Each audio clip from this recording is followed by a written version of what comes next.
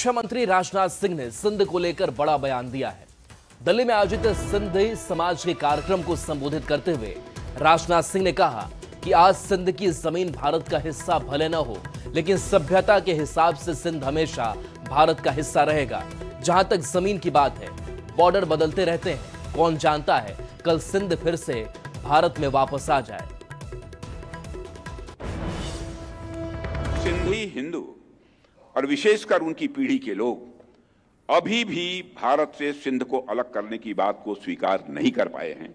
न केवल सिंध में बल्कि पूरे भारत में हिंदू सिंधु नदी को पवित्र मानते थे।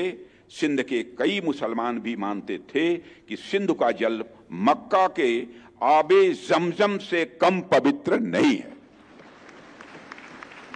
यह मैं उनका कोट बतला रहा हूं, यह अडवाणी जी का कोट है। आज सिंध की भूमि, मेरे बहनों भाइयों, यह भारत का हिस्सा भले ही न हो, लेकिन सभ्यतागत रूप से सिंध हमेशा भारत का हिस्सा रहेगा। और जहां तक जमीन की बात है तो बॉर्डर्स तो बदल सकते हैं, क्या पता कल को सिंध भारत में फिर से वापस आ जाए। बिहार में अब उद्योग लगाने और निवेश लाने की बड़ी तैयारी शुरू हो गई है। नई सरकार ने बिहार में उद्योग लगाने के लिए एक्शन प्लान पर काम शुरू कर दिया है। केंद्र और राज्य सरकार दोनों ने इसको लेकर बड़ी पहल की है। ये रिपोर्ट आपको दिखाते हैं।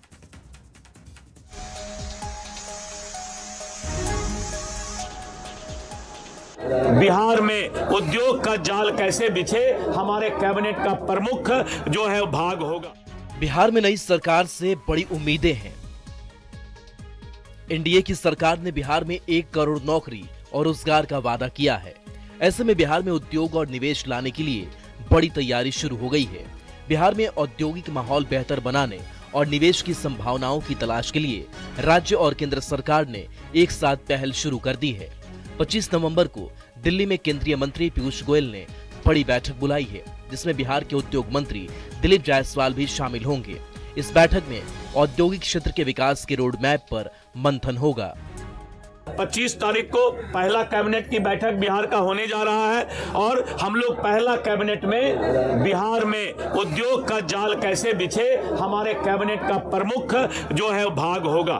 और 25 तारीख को ही मैं दिल्ली जा रहा हूं और भारत सरकार के साथ एक मेरी बैठक है और उस बैठक में बिहार में उद्योग का जाल कैसे बिछेगा, इस पर विस्तृत चर्चा भारत सरकार ने मुझे आमंत्रित किया है और मैं वहां पर जा रहा हूं। एक सुई से लेके जहाज तक सभी चीज जो प्रोडक्शन होता है उसे उद्योग विभाग के अंदर ही जो है स्थापित किया जाता है। तो हम चाहेंगे सुई भी यहीं बने, बर्तन भी यहीं बने, घड़ा भी यहीं बने। नीतीश कुमार के नेतृत्व में बिहार में एनडीए की नई सरकार बनने के बाद सरकार की प्राथमिकता राज्य में कानून का राज स्थापित करने के अलावा रोजगार के अवसरों में बढ़ोतरी और पलायन रोकना है और इसको लेकर सरकार ने पहल भी शुरू कर दी है। इसके अलावा कल 25 नवंबर को दिल्ली में एक महत्वपूर्ण बैठक बुलाई गई है।